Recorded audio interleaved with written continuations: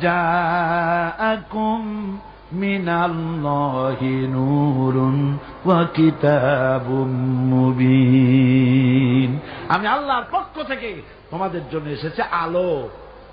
এই নূর কি? হুজুর। এই নূর হচ্ছেন হুজুর মুহাম্মদ সাল্লাল্লাহু আলাইহি ওয়াসাল্লামকে আল্লাহ পাক নূর বলতেছেন। সুবহানাল্লাহ। হুজুর হলেন নূর।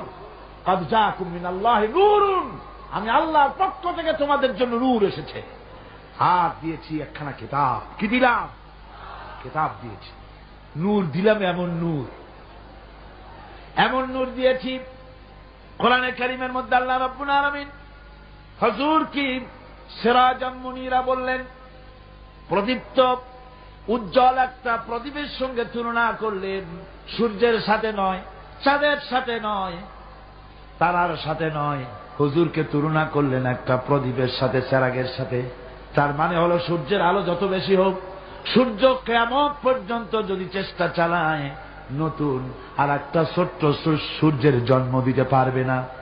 চাঁদ যত সুন্দর তার আলো হোক না কেন, কিয়ামত পর্যন্ত যদি চেষ্টা চালায়, ছোট্ট আর একটা চাঁদের জন্ম দিতে পারবে না। কথা ঠিক কিনা কন?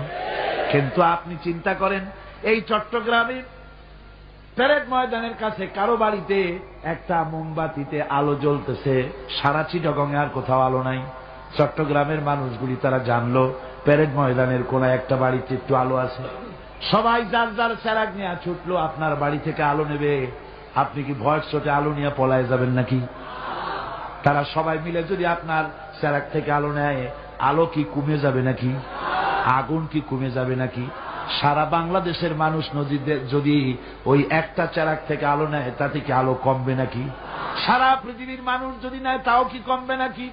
আল্লাহ রাব্বুল আলামিন বলেন, হাবিব আপনাকে আমি জ্ঞানের আলো বানাই দিলাম পৃথিবীর বুকে, কিয়ামত পর্যন্ত এই আলো বিকিরণ হবে, এই আলোতে কম পড়বে না। জোরে বলেন সুবহানাল্লাহ।